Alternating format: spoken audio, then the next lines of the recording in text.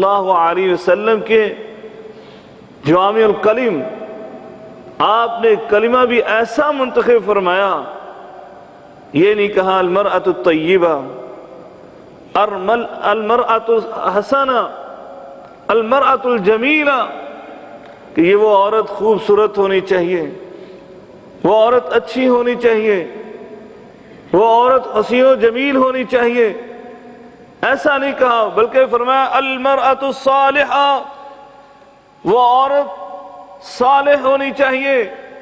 صالح ایسا لفظ ہے عربی میں کہ جو معنی اور مفاہیم کے لحاظ سے بہت ہی وسیع ہے، کہ المرأۃ الصالحہ، جو صالح خاتون ہوتی ہے وہ خوبصورت بھی ہوتی ہے، جو صالح خاتون ہوتی ہے وہ با اخلاق بھی ہوتی ہے، جو صالح خاتون ہوتی ہے وہ با کردار بھی ہوتی ہے، جو صالح خاتون ہوتی ہے وہ نیک اور متقی اور پرہیزگار بھی ہوتی ہے۔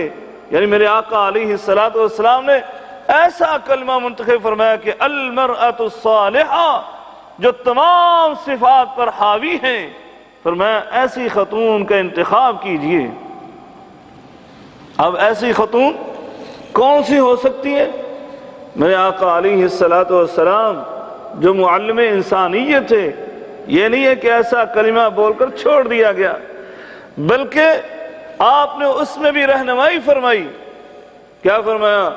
فرمایا سنو، مستفاد المؤمن بعد تقوی اللہ عز وجل، مومن اللہ کے تقوی کے بعد جو سب سے زیادہ جس چیز سے اس نے فائدہ اٹھایا ہے، فرمایا من زوجۃ صالحہ، وہ ایک نیک بیوی ہے، صالح بیوی ہے۔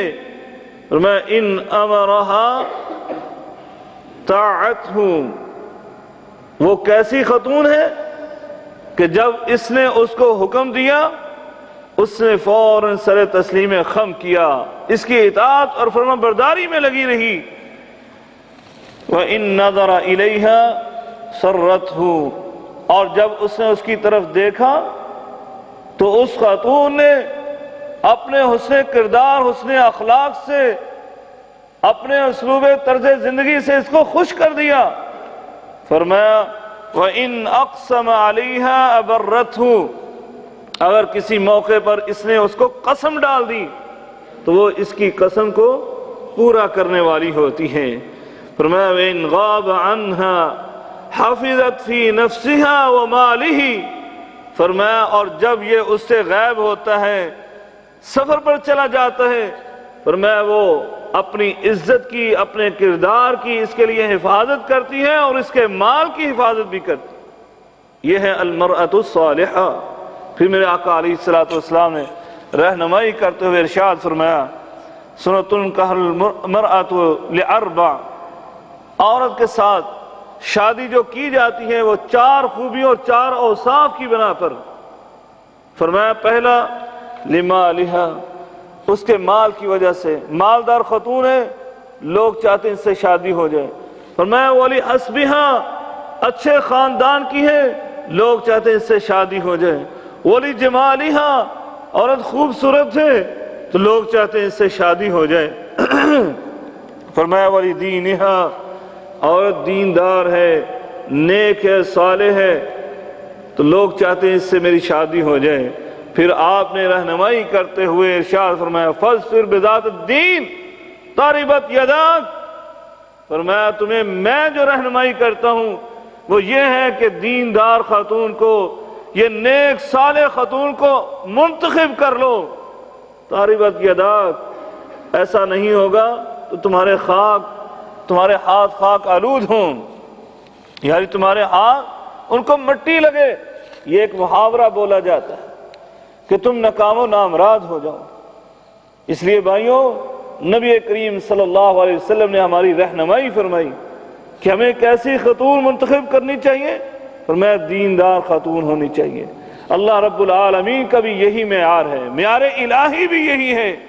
اللہ تعالیٰ فرماتے ان اللہ، نبی کریم صلی اللہ علیہ وسلم فرمایا اللہ تعالیٰ کے متعلق ان اللہ لا ينظر الى اجسامکم ولا الى صورکم، اللہ رب العالمین تمہارے جسموں کو نہیں دیکھتا کتنے خوبصورت ہو، اور نہ ہی تمہاری صورتوں کو دیکھتا ہے، نہ تمہارے مال کو دیکھتا ہے۔ وَلَٰكِن يَنظُرُ إِلَىٰ قُلُوبِكُمْ وَأَعْمَالِكُمْ، بلکہ وہ اللہ رب العالمین تو تمہارے دلوں کو دیکھتا ہے کہ تمہارے دلوں کے اندر تقوی کتنا ہے، اور تمہارے اعمال کو دیکھتا ہے۔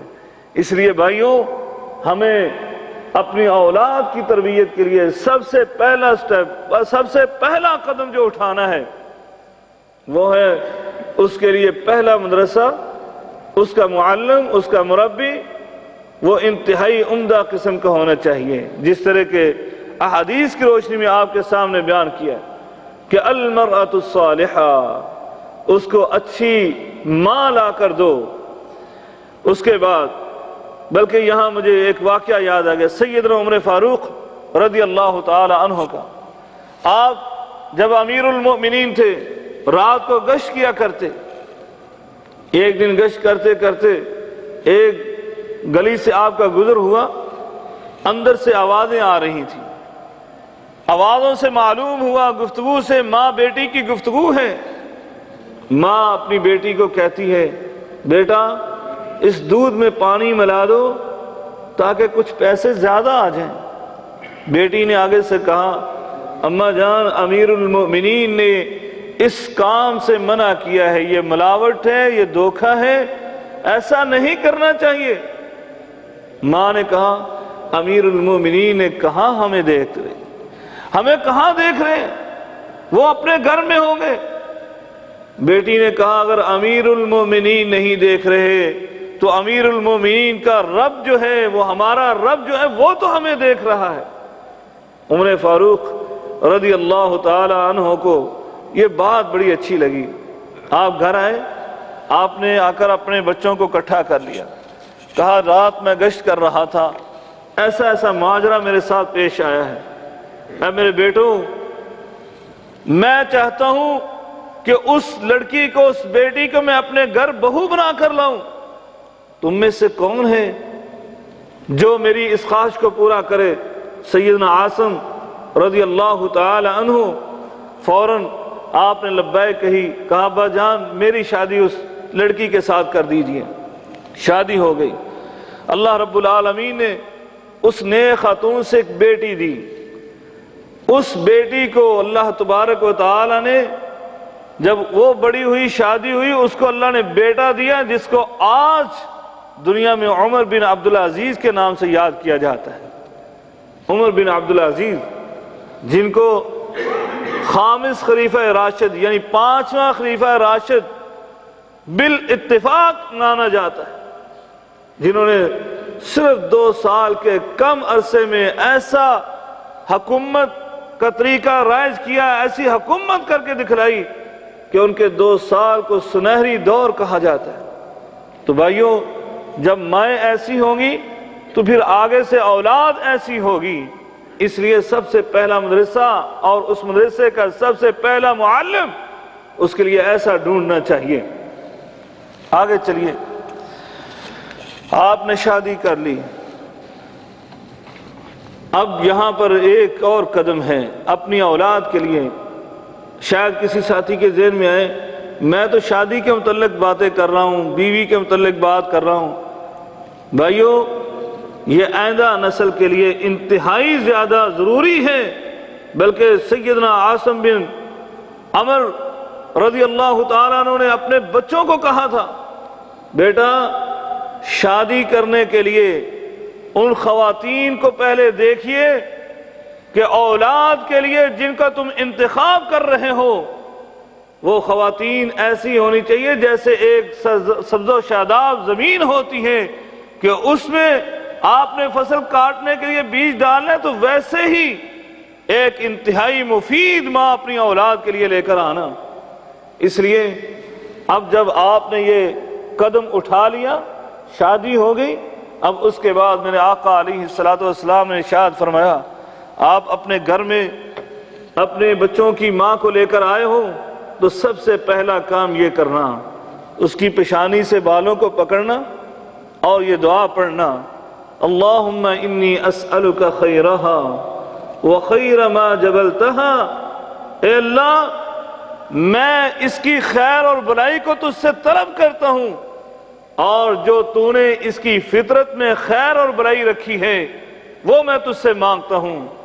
وَأَعُوذُ بِكَ مِن شَرِّهَا وَشَرِّ مَا جَبَلْتَهَا، فرمایا اور اس کے شر سے میں پناہ مانگتا ہوں، اور جو اس کی فطرت میں شر ہے اس سے بھی پناہ مانگتا ہوں۔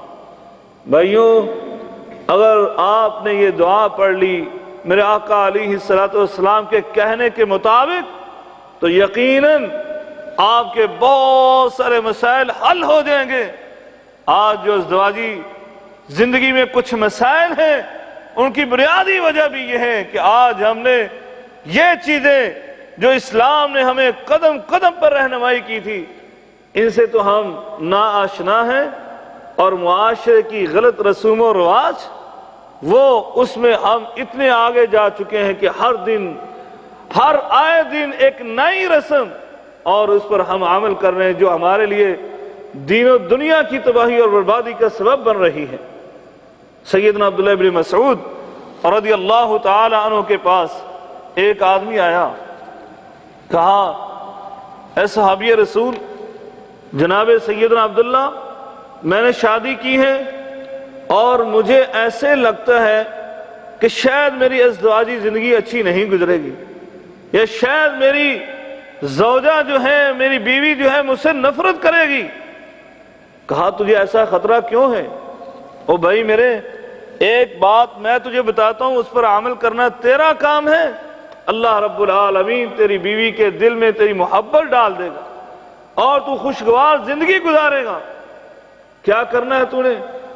کہا ممکن ہو سکے تو تم اپنی بیوی کے پاس جب جاؤ پہلے 2 رکعت نفل ادا کرو، 2 رکعت نفل ادا کرنے کے بعد تم نے پھر یہ دعا کرنا ہے۔ کیا دعا؟ فرمایا اللہم بارک لی فی اہلی، اے اللہ میں تجھ سے دعا کرتا ہوں میری اس بیوی اور میرے اہل و عیال میں برکت ڈال دے۔ فرمایا وبارک لہم، اے اللہ اور ان کے لیے برکت ڈال دے۔ فرمایا ان کے لیے میرے اندر برکت ڈال دے۔ اللہم اجمع بیننا ما جمعت بخیر، یا اللہ ہمیں خیر اور بلائی پر جمع کرنا۔ فرمایا وفرق بیننا اذا فرقت بخیر، اگر ہم اکٹھے نہ رہ سکیں یا اللہ اگر جدا جدا ہوں تو تب بھی بلائی پر جدا کرنا، خیر پر جدا کرنا۔ یہ نسخہ تو اپنا لے، انشاءاللہ خوشگوار زندگی تو گزارے گا۔ آگے پھر نبی کریم صلی اللہ علیہ وسلم نے فرمایا ازدواجی زندگی آغاز کیا ہے، آپ اپنی بیوی کے حقوق ادا کرنے لگے ہیں، ہم بستری کرنے لگے، فرمایا یہ دعا ضرور پڑھا کرو، بسم اللہ اللہم جنبنا الشیطان وجنب الشیطان ما رزقتنا۔ اے اللہ تیرا نام لے کر شروع کر رہے ہیں، اے میرے مولا کریم ہم دونوں کو شیطان سے محفوظ رکھ، اور جو تو اولاد ہمیں دے اس کو بھی شیطان سے محفوظ رکھ۔ بھائیو، نبی کریم صلی اللہ علیہ وسلم نے اس دعا کی فضیلت کے متعلق یہ ارشاد فرمایا، اگر اس آدمی کو اولاد ہوگی اس رات، حمل ہو گیا، تو فرمایا اللہ رب العالمین جو اس کو اولاد عطا فرمائے گا وہ شیطان کے حملوں سے محفوظ ہو گئی۔ اللہ اکبر، کیونکہ آپ نے اللہ سے دعا کی ہے۔ اللہ اپنے بندوں کی دعا کو ضائع نہیں کرتا، بلکہ اللہ تعالیٰ نے ایک نیک خاتون کا واقعہ بیان کرتے ہوئے یہ ہمیں ثبوت اور دلیل دی ہے کہ جب میرے بندے مجھ سے دعا کرتے ہیں اپنی اولاد کے متعلق کہ شیطان کے حملوں سے محفوظ ہو جائے، میں ان کو محفوظ کر دیتا ہوں۔ کیا فرمایا؟ فرمایا اذ قالت امرأة عمران رب انی نذرت لك ما فی بطنی محررا۔ اذ قالت امرأة عمران ربی انی نذرت لك ما فی بطنی محررا فتقبل منی انك انت السميع العليم۔ فلما وضعتها قالت رب إني وضعتها أنثى वलैसा ज़करु कल उन्सा व इन्नी सम्मैतुहा मरियम व इन्नी